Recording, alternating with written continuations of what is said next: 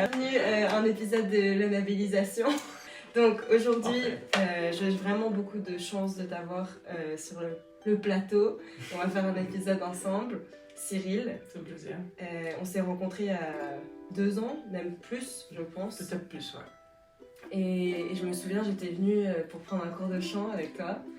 Et c'était très sympa d'ailleurs. Tu m'avais beaucoup inspirée, tu travailles très, très fort et tu as toutes tes gammes. Et tu m'avais dit, Annabelle, tu dois acheter ce livre et tu dois. Oui, c'est vrai. Tu dois t'atteler. Et moi, je suis partie, je me suis attelée, mais je suis partie, j'ai fait la folle en Amérique latine. Mais bon, C'est très bien. c'était bien aussi. Et maintenant que je suis de retour et qu'on est ensemble dans le sud de la France, je me suis dit, il n'y a pas une meilleure personne que toi pour faire un épisode intéressant. Parce que tu es un musicien avec des histoires très intéressantes. Inch'Allah. Inch'Allah. C'est ça. Donc si tu veux, j'aimerais vraiment te demander comment est-ce que tu as commencé avec la musique. Comment est-ce que ça a commencé dans ta vie? Alors, le parcours est assez atypique. Déjà, je pense que la chose la plus dure à trouver dans une vie, c'est ce pourquoi on est fait, la direction qu'on veut prendre. Moi, ça a été un peu complexe, parce qu'on m'a dit toute mon enfance que j'étais bon à rien. Donc ça c'est pas évident. Et puis, j'ai commencé à chanter, je devais avoir 8 ans, à chanter dans les chorales et tout. Et puis, avec un oncle guitariste, j'ai commencé la guitare à 13 ans. Et puis j'ai appris aussi beaucoup la musique dans la rue, avec mes copains arabes, gitans, qui étaient dans mon quartier. Donc on a appris ensemble, tac, en autodidacte. C'était quel quartier? J'étais à Marseille. Marseille. J'étais à Marseille, Okay. à l'Estac. Donc t'es Marseillais d'origine. Okay. Marseillais, donc j'étais à l'Estac surtout. Okay. Donc à l'Estac, c'est la mer et les collines, tout mélangé. Et en même temps, un peu plus loin, il y a les tours. Pas très loin de là où a grandi Zidane ou des gens comme ça. C'est rigolo. Tu vas pas me mettre un coup de boule, j'espère. Non, ça devrait aller. Et donc j'ai commencé comme ça, et puis à 18 ans, je me suis mis à la flûte traversière. Ah ok. Ah c'est tard, 18 ans quand même. Hein. Complètement, parce que voilà, je faisais déjà de la guitare à partir de l'âge de 13 ans, j'ai toujours chanté un petit peu à l'âge de 8 ans, puis j'ai commencé la flûte traversière à 18 ans, tout en ayant fait, parce qu'on ne sait pas où on veut aller, ce qu'on veut faire quand on a 18 ans, même 17, même 16. Et puis j'ai fait 1 an chez les Compagnons du Devoir en menuiserie parce que mon objectif c'était de construire des guitares. Ok.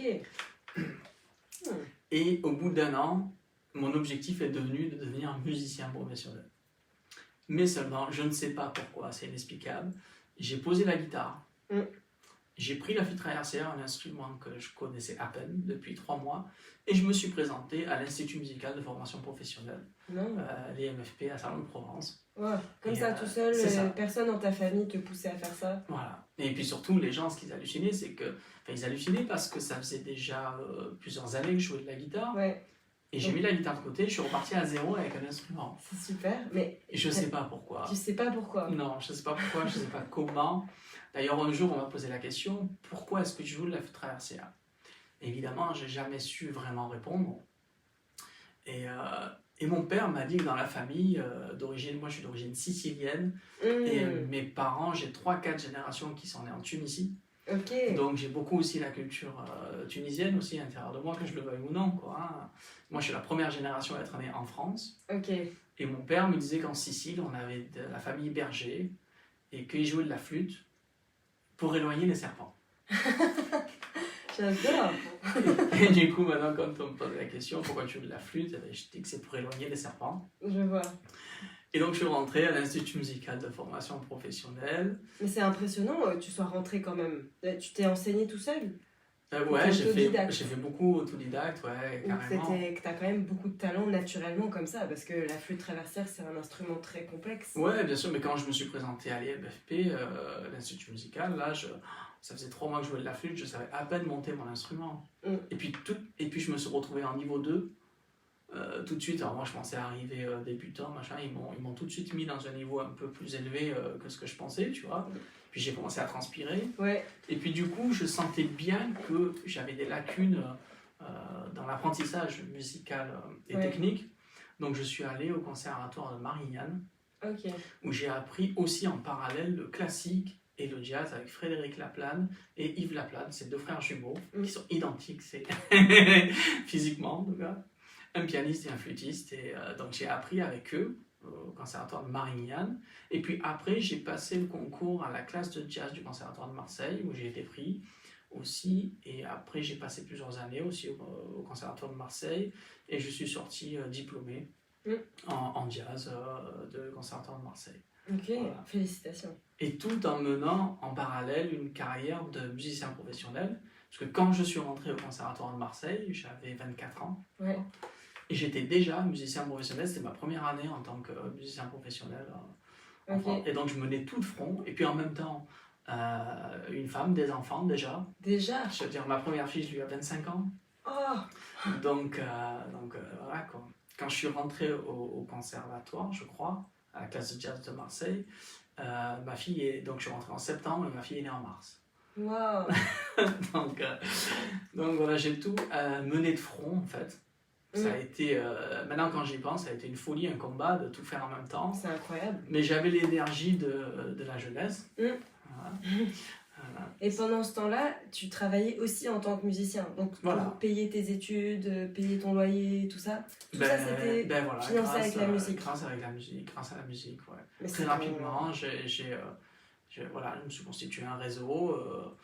Et j'ai eu la chance de beaucoup travailler avec plein de personnes différentes, de diriger aussi des groupes, de plein d'horizons différentes, notamment beaucoup un groupe de salsa à Marseille qui s'appelait Contigo, et Contigo Salsa. Sympa, mais bon, on peut faire un peu de salsa.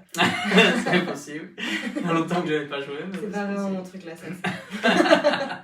Plutôt le tango, je préfère. Ah ouais, c'est magnifique, la piazzola. Et donc, voilà, tellement de choses et d'horizons différents. Je pense que dans la vie, il faut déjà se mettre en mouvement. Et puis après, il faut avancer et voir ce qui se passe. Et provoquer les choses, être dynamique, être travailleur, avoir bon fond, être à l'heure. Oui, surtout pour les musiciens, c'est important. Ouais, c'est important. Et donc j'aime beaucoup ton parcours et tu peux me parler un petit peu plus de tes racines quand même parce que les racines siciliennes et tunisiennes c'est vraiment sympa comme mélange, je trouve. Ben, c'est vrai que j'ai quand même à peu près 3 générations qui sont nées en Tunisie et donc avant ça tous siciliens et puis il n'y avait pas de travail en Sicile donc ils ont traversé la mer et en face il y avait la Tunisie. Donc c'était facile, c'était tout droit. Et donc, du coup, quand moi, je suis la première génération à être née en France, et quand je suis arrivé en France, ben, chez moi, il y avait déjà cette double culture. Mes 2 grands-pères, par exemple, parlaient très bien l'arabe. Toi aussi, tu parles arabe? Non, moi, je baragouine des mots parce que j'y vais tous les 6 mois en Tunisie maintenant. D'ailleurs, c'est rigolo comme la boucle, elle peut demain, tu pars en Tunisie. C'est ça. Demain, je pars en Tunisie, je vais là-bas une semaine... avec une association qui s'appelle La Jade, des Amis des jeunes artistes de Douga, et avec Adel Boualek, qui est un oudiste de Tunis. Oui, tu m'as parlé vite fait là, de ce projet, ça a l'air incroyable. Ouais, c'est génial. Tu l'as déjà fait ou c'est... Oui, l'année dernière, on a fait l'événement l'année dernière, donc j'y étais l'année dernière. J'aimerais bien venir une fois. Ah bah avec grand plaisir. Dis-moi avec un peu plus d'avance. Avec grand plaisir, mais l'année dernière, c'était sur le pouce, donc j'étais tout seul à accompagner les enfants. Donc guitare et flûte et c'était quand même extraordinaire, on a passé des beaux moments, répétition toute la semaine et puis le concert à la fin de la semaine et là cette année on a la chance d'avoir Adel Boualek et tout son orchestre pour pouvoir nous accompagner donc c'est génial. Les enfants ils chantent en arabe? Oui, ils chantent en tunisien quoi. Oui, ou en tunisien. Voilà, en tout cas c'est l'arabe mais c'est vrai que le tunisien est un peu différent du marocain, de l'algérien mais c'est vrai qu'après voilà il y a l'arabe littéraire qui est la langue commune entre tous les pays qui parlent arabe. Mais après, les Tunisiens, c'est le tunisien, l'Algérien, c'est l'algérien, le Marocain, c'est le marocain. Mais c'est beau que tu fasses ce projet. Et pour toi, ça ne doit pas juste être un projet, parce que c'est quand même connecté à tes racines. Ouais, et puis c'est des amis, grâce à des amis que je me suis fait ici, en France, en fait, avec qui j'ai lié d'amitié, qui est devenue comme une deuxième famille. Et du coup, avec eux, on a pensé à faire ça là-bas et à faire plein de choses, quoi, tu vois, à monter cette association là-bas, ici. Et ici aussi. En fait, c'est la même association qui s'appelle La Jade, qui est aussi en France, et à Douga. Et qu'est-ce qu'elle essaye? C'est quoi son but? Le but de cette association, c'est de procurer aux enfants, en fait, les enfants puissent accéder à l'art sous toutes ses formes. Ok. Alors, ça peut être du dessin, ça peut être du théâtre, ça peut être de la musique, donc ça peut être du soutien scolaire. Le but, c'est que les enfants, dans un petit village comme Douga, où il peut ne pas se passer grand-chose des fois, les enfants qui puissent ne pas se retrouver à rien faire. Et donc on met beaucoup d'énergie à faire en sorte, on est là pour les enfants, et que pour les enfants, quoi. Pour que eux, en fait, ils puissent s'épanouir, et puis du coup on crée du lien. Et d'année en année, moi j'y vais à peu près tous les 6 mois maintenant, et on crée du lien, quoi.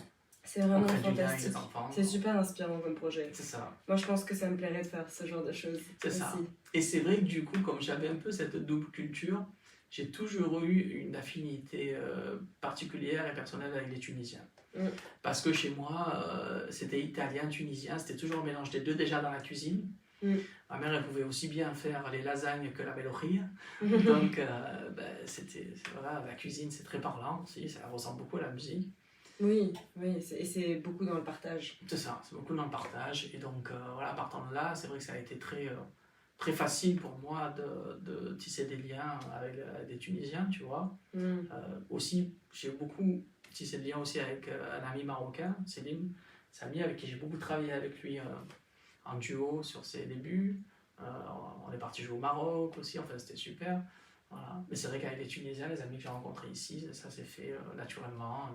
Oui, il faudra les amener à une jam à la Maison de Grâce. Carrément. C'est ça que j'aimerais bien essayer d'organiser, un de ces 4. Ben oui, moi j'aimerais bien aussi effectivement faire ça, créer des passerelles entre la Tunisie et ici, tu vois. Ouais. Ça c'est quelque chose que j'adore faire avec la musique.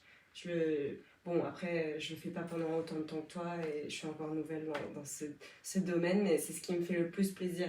C'est quand tu crées beaucoup de partage et qu'après, il y a des gens qui pensaient pas qu'ils pouvaient faire de la musique ou ils commencent à s'intéresser, ça les touche d'une manière, ils n'ont pas l'habitude.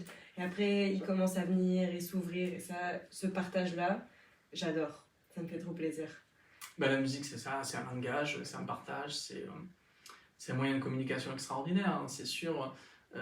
J'ai joué avec beaucoup de gens du monde entier et sans parler la même langue, en 3 secondes, on échange quelque chose, on partage un truc et on se comprend. C'est ça. C'est un langage universel, quoi. J'ai encore une petite question pour toi sur ce projet avec les enfants.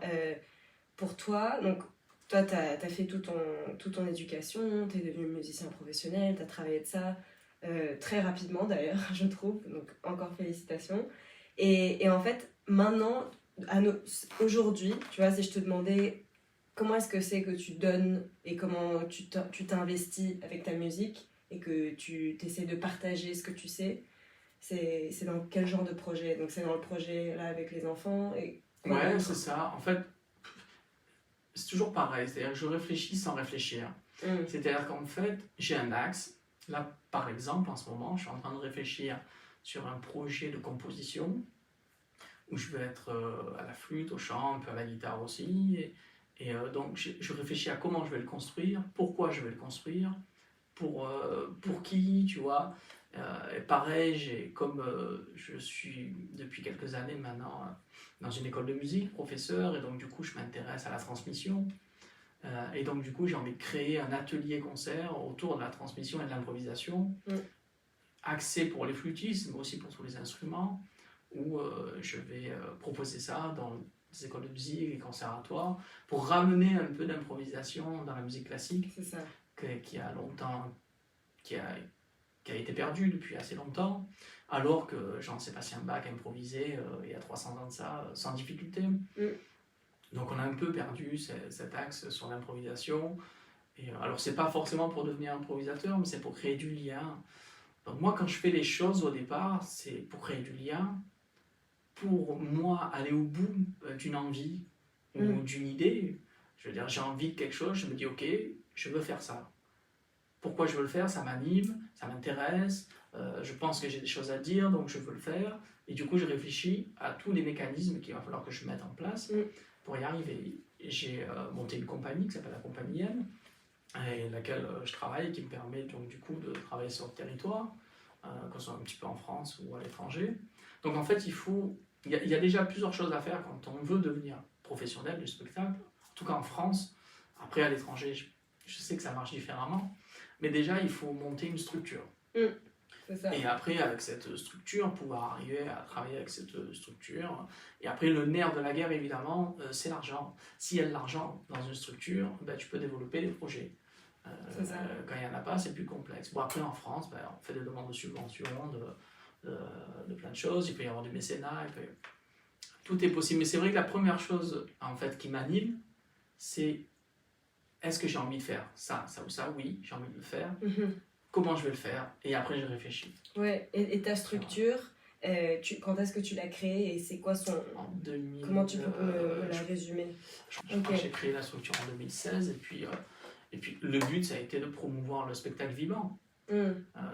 C'est ça le projet de départ, c'est avoir une structure pour promouvoir le spectacle vivant, le produire, tu vois, aussi bien avec des associations socio-culturelles qu'avec des théâtres, voilà, créer des partenariats.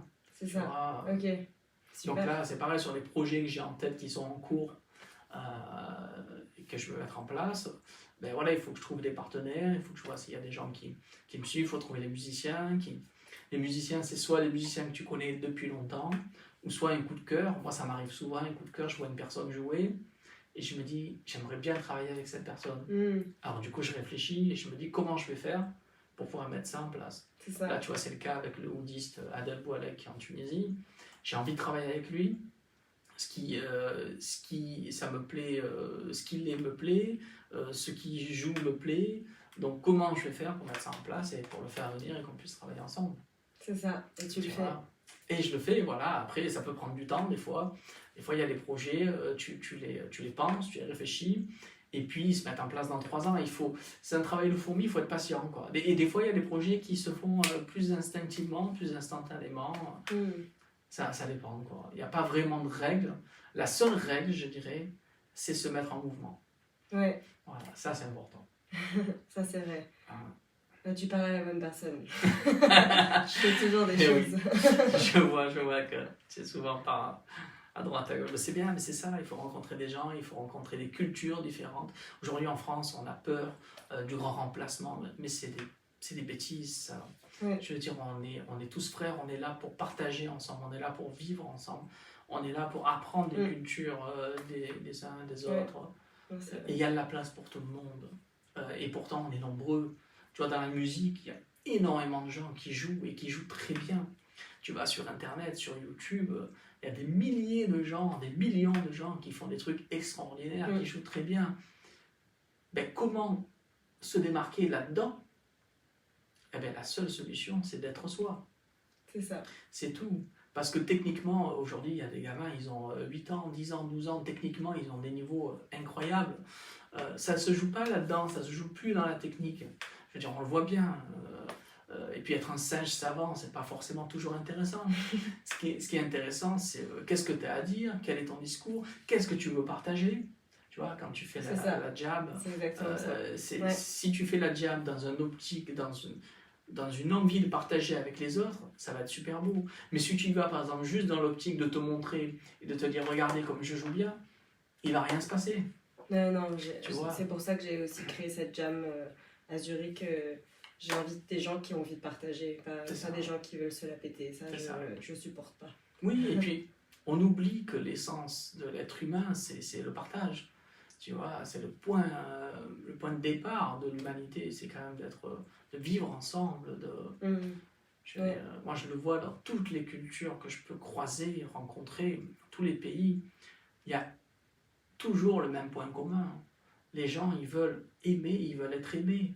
Ils ont des enfants, ils veulent le meilleur pour eux. Ils ont des parents, ils veulent en prendre soin. On veut tous les mêmes choses. Donc, c'est normal qu'il y ait des gens qui veulent traverser la mer pour une vie meilleure. Ouais. Tu vois, on veut tous la même chose. On veut tous être heureux, être en amour, échanger avec les autres, être aimé, aimer en retour. Enfin, c'est tellement évident, mais apparemment pas pour tout le monde. Mais en tout cas, dans l'art, et moi je le vois dans la musique, dans la pratique musicale, c'est ce que je vis au quotidien. Je me sens tellement tellement reconnaissant de tout cet amour qu'on peut me porter, n'importe où je vais jouer, à chaque fois, toujours, les gens te reçoivent bien, ils ont envie de partager avec toi, ils ont envie de te connaître, comme tu fais là, tu as envie de connaître les gens, tu les invites, tu veux leur parler, tu veux les écouter, tu veux voir ce qui se passe, tu vois ce que je veux dire, et la vie c'est que ça, c'est des rencontres. Oui, je suis totalement d'accord avec toi, c'est ça qui me fait vibrer d'ailleurs dans la vie. Ben oui. C'est pour ça que j'ai créé ce podcast, pour rencontrer plein de musiciens trop inspirants et intéressants et qui ont de la musique à partager aussi. Ben oui. Et j'aimerais vraiment aussi t'entendre jouer. Alors je saurais pas quoi jouer. Ouais, peut-être que tu pourrais nous jouer un petit morceau ou nous chanter quelque chose.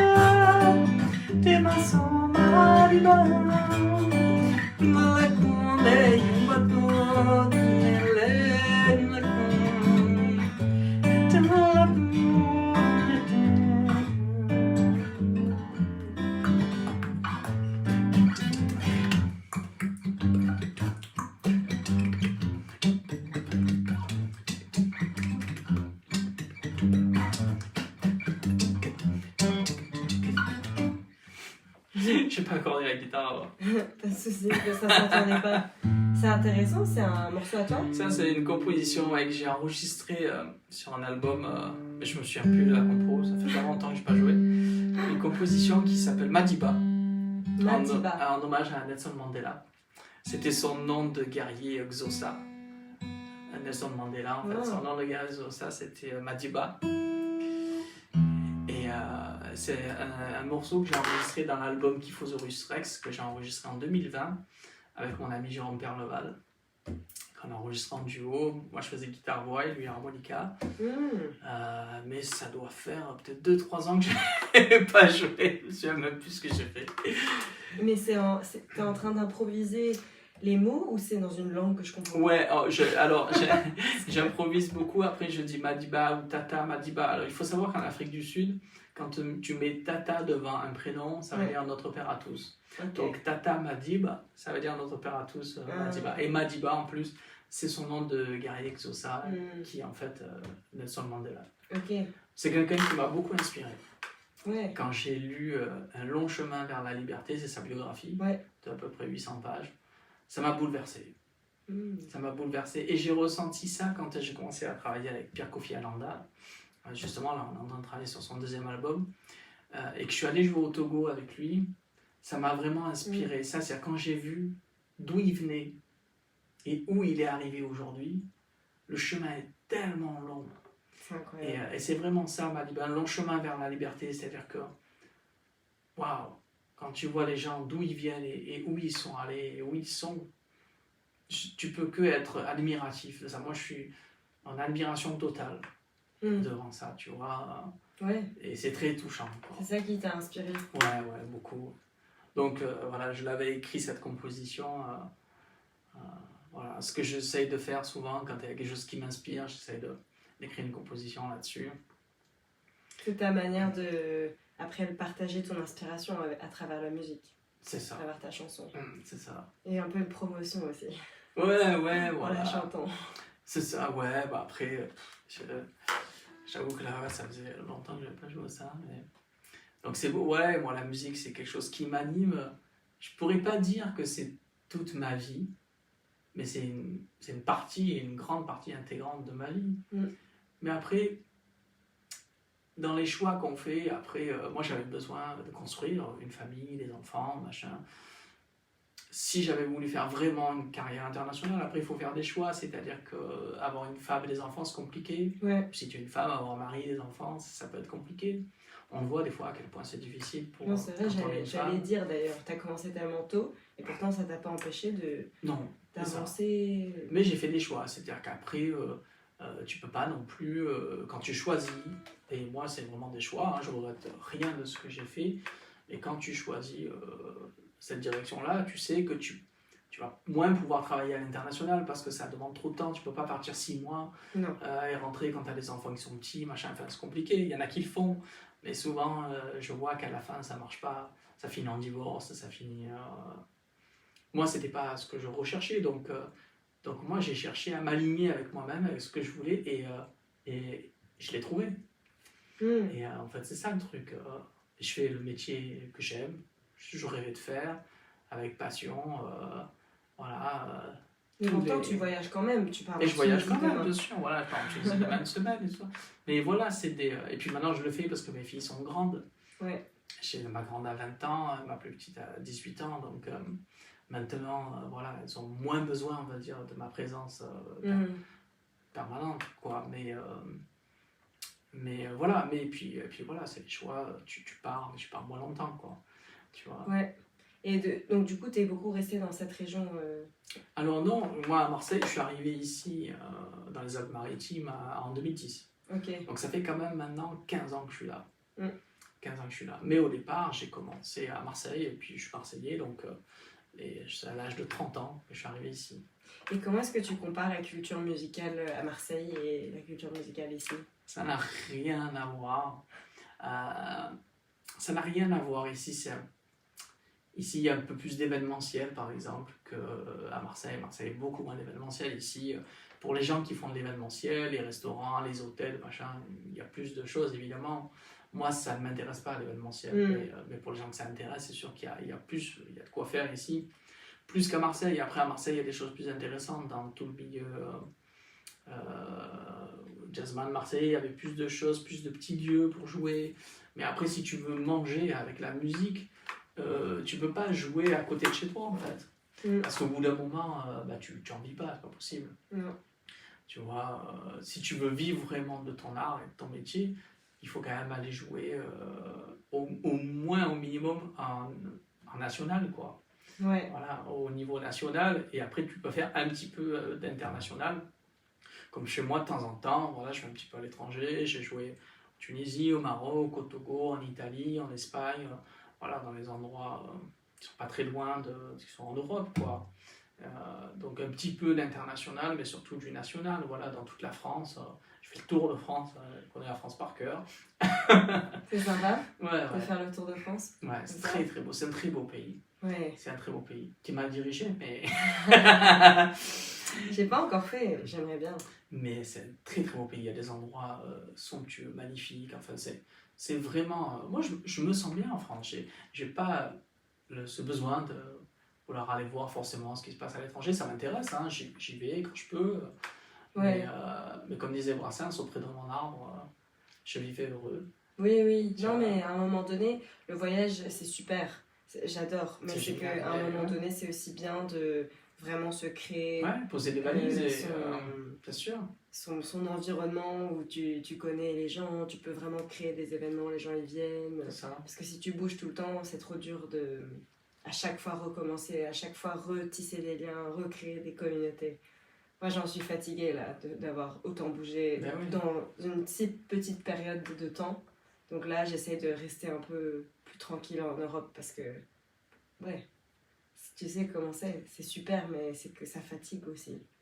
Ouais, je connais. Alors, moi, j'avoue qu'après, voilà, c'est un métier tellement passionnant Hmm. que voilà, chaque jour est un week-end, quoi, tu vois. Donc, Ouais. les gens, ils attendent le week-end C'est ça. ah, super, on va décompresser, machin. Moi, c'est tous les jours, quoi. Tu vois, et ça, c'est génial. Oui, je comprends, c'est Ça t'a pris. incroyable. Donc, la musique pour toi, si tu devais me résumer, c'est quoi ta relation avec? Qu'est-ce que c'est pour toi dans ta vie? Moi, c'est un équilibre, déjà, c'est sûr. Et puis, c'est un outil, moi, pour me connecter quand j'y arrive avec moi-même, déjà. Ouais. Me connecter avec les autres. Et puis, me connecter avec les ancêtres. Mm. Tu vois, j'ai joué un spectacle en solo aussi que j'ai eu fait en 2015, que j'ai joué pendant 3 ans sur un spectacle assez personnel où je racontais, c'était un récit de vie en chanson. Donc j'avais des chansons et je racontais mon histoire de 0 à 18 ans. Wow. J'aurais voulu le voir celui-là. Ouais. Sympa. C'est un spectacle, je peux te donner le CD. Ok. Ça s'appelait Soi-disant spectacle et je racontais donc ma vie comme ça et en chanson, je chantais en même temps. Et... Bon, moi c'est vrai que je suis surtout flûtiste aujourd'hui parce que c'est l'instrument avec lequel j'ai le plus travaillé, on va dire. Mais après voilà, je fais beaucoup de guitare, je chante beaucoup pour tout m'éclate quoi. Mais... Et donc du coup c'est aussi beaucoup, je disais ça par rapport au spectacle en solo parce que ça m'a permis de me connecter aussi non seulement avec moi-même mais aussi avec mes ancêtres. Tu vois, quand je montais sur scène, des fois j'appelais mes grands-parents, je leur disais ok vous êtes là, allez je vais monter sur scène, je vais parler de vous, donc soyez là quoi, tu vois, donc même s'ils sont plus là. Ouais. T'as une chanson en particulier qui te connecte avec eux? Alors j'ai fait une chanson, je m'en souviens plus, mais j'ai fait une chanson pour mes grands-parents, ouais. Ouais. J'ai fait une chanson pour mes grands-parents, je m'en souviens absolument plus, faudrait que je... J'en avais écrite pour ma grand-mère. J'en Ben avais ouais. écrit une, ouais. Alors moi j'ai une composition que j'ai écrite pour ma grand-mère, il n'y a pas de paroles, c'est un instrumental, qui s'appelle Amore, parce que ma grand-mère s'appelait Amore. Ah, c'est joli comme prénom. Fortunata Amore, c'était son nom de famille, son nom de prénom c'était Fortunata. Et donc j'ai composé cette musique pour ma grand-mère, qui sera dans le prochain album que je devrais sortir fin 2025 ou 2026. Et celle-là, tu la joues sur guitare? Je vais la jouer surtout à la flûte, je pense. Okay. Alors il faut que je l'enregistre guitare et c'est une chanson que je vais jouer à la flûte et au chant, peut-être plus. D'accord. C'est une très belle chanson. T'as ta flûte ou tu peux me faire un petit morceau? Ouais. Alors, je crois que la composition de ma grand-mère, je vais essayer de la jouer si je m'en souviens. Alors.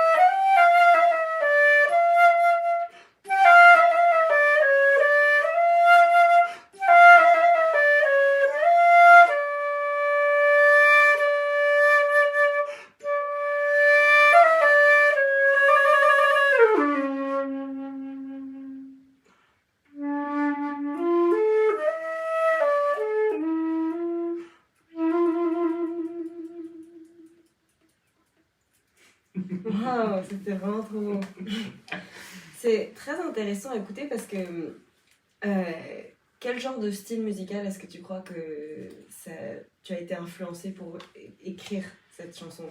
C'est un trois temps, c'est une valse. Ok. Et c'est très, je pense que dans mon inconscient, j'ai toujours, les Italiens, on a toujours été éduqués avec la tarentelle, le rythme en trois temps. Ok. Tac, tac, tac, tac, tac, tac, tac. Et en Afrique, c'est pareil. Tac, tac, tac, tac. Et je pense que le trois temps, tout ce qui est musique ternaire, c'est plus parlant. Et donc, du coup, ça a été naturel pour moi de faire un truc en trois temps. Alors, type valse.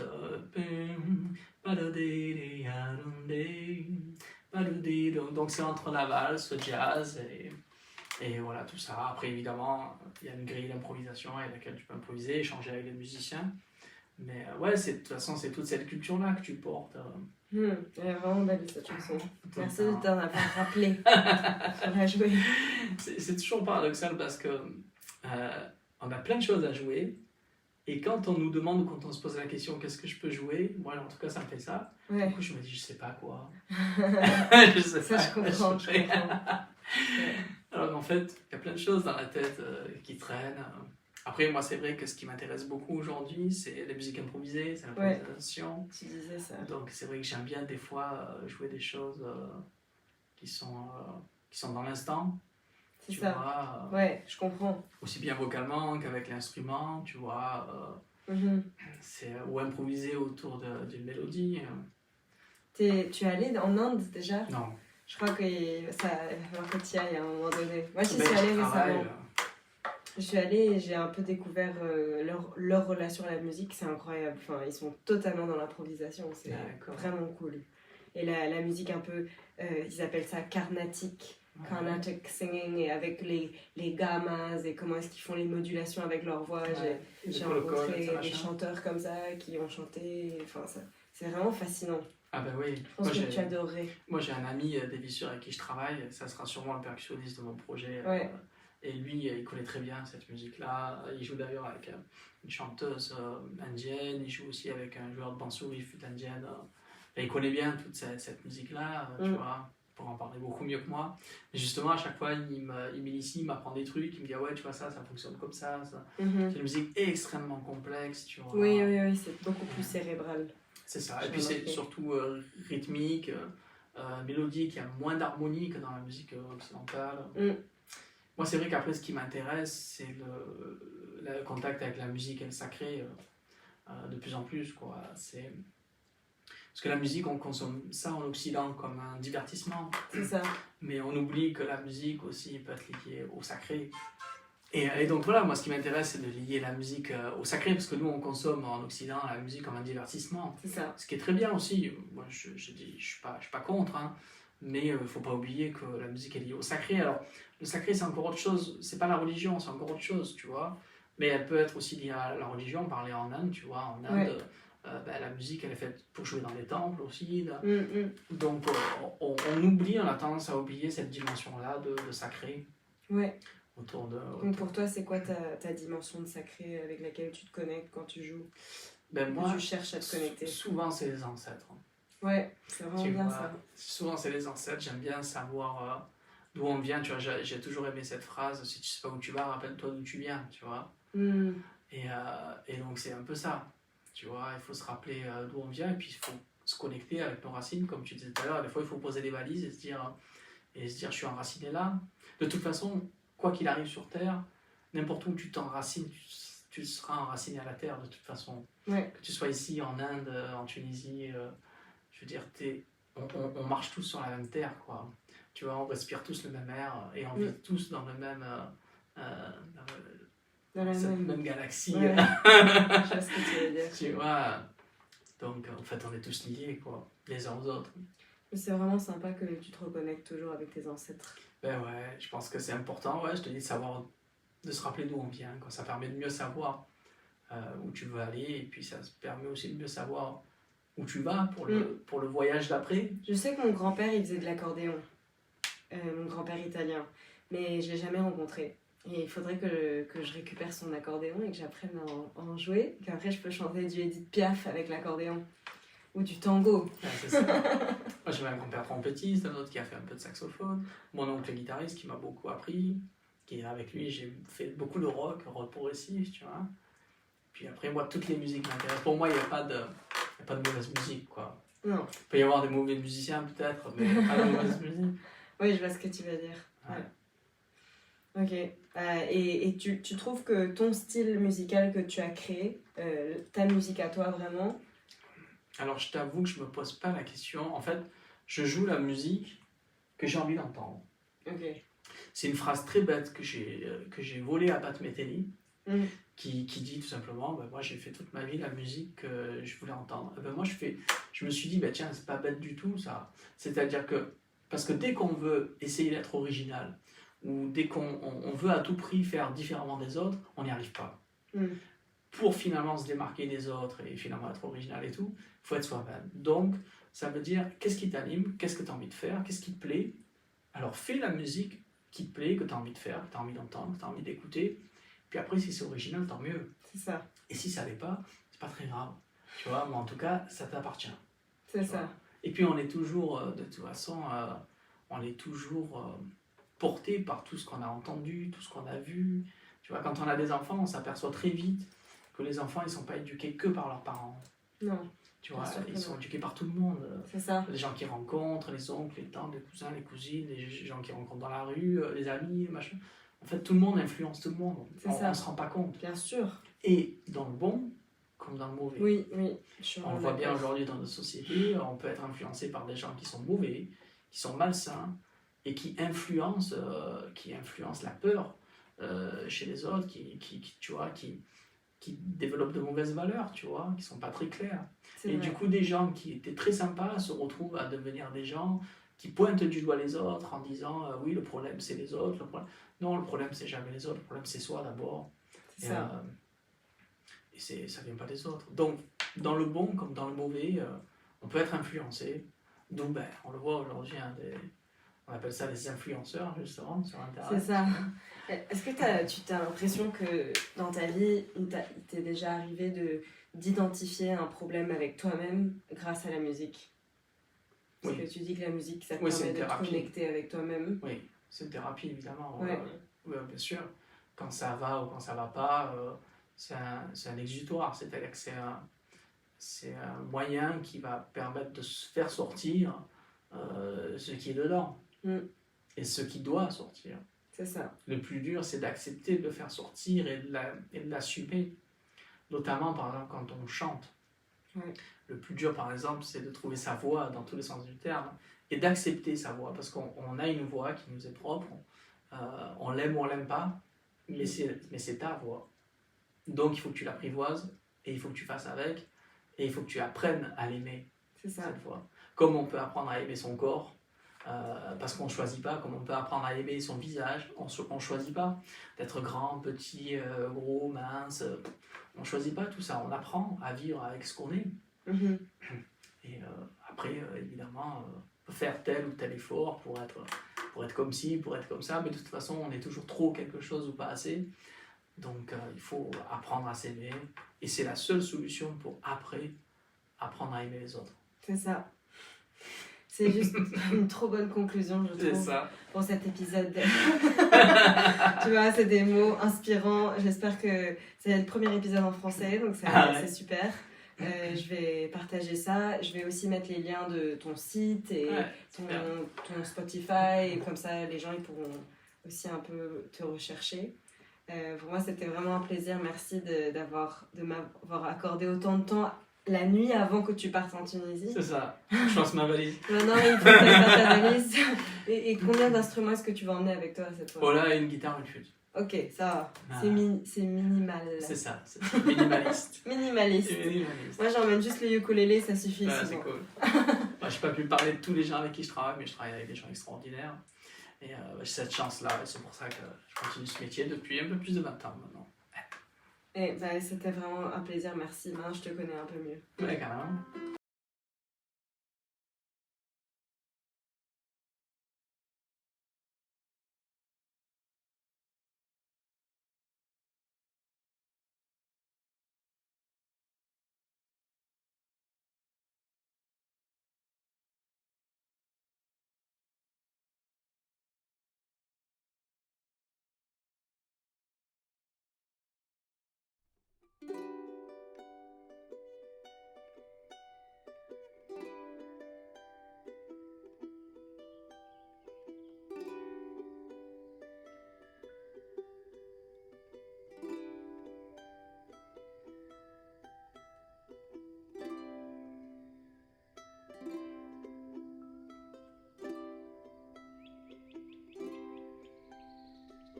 Ciao.